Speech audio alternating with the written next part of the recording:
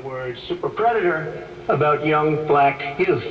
And that's a term that I think was it's been horribly met, as you know. I think you've apologized for it.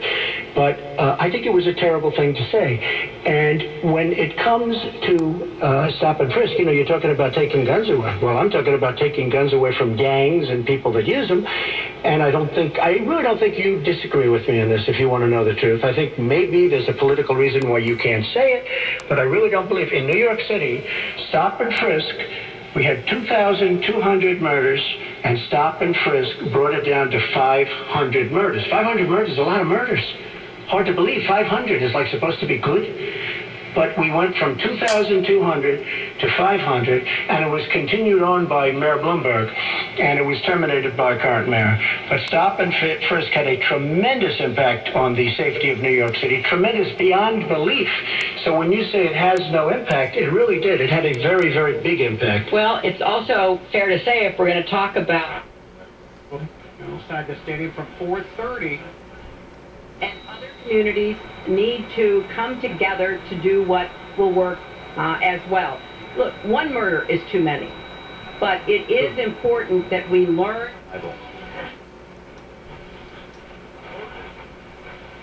that really did not have the kind of impact that we would want. Who disagrees with keeping neighborhoods safe? But let's also add, no one should disagree about respecting the rights of young men who live in those neighborhoods. And so we need to do a better job of working again with the communities, faith communities, business communities, as well as the police to try to deal with this problem. This conversation is about race, and so Mr. Trump, I have to ask. But I'd like you to just respond, if I might. Please, 20 I'd seconds. just like to respond. Please respond, then I've got to follow up. Look, the African-American community has been let down by our politicians. They talk good around election time, like right now, and after the election, they said, see you later, I'll see you in American.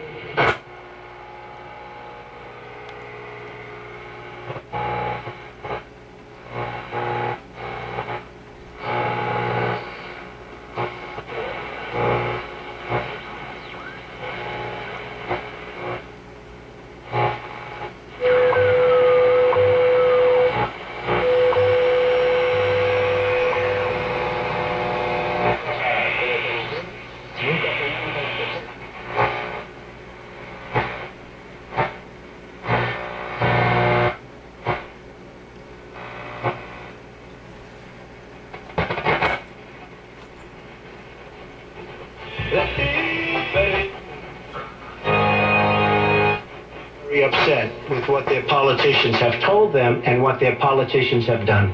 I think Donald just criticized me for preparing for this. $20 trillion.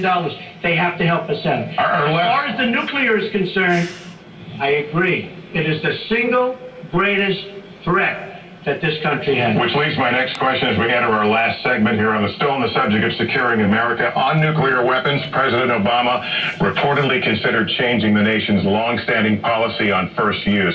Do you support the current policy? Mr. Trump, you have 2 minutes on that. Well, I have to say that, for what Secretary Clinton was saying about nuclear with Russia, she's very cavalier in the way she talks about various countries.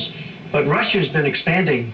They have a much newer capability than we do. We have not been updating from the new standpoint. I looked the other night, I was seeing B-52s. They're old enough that your father, your grandfather could be flying them.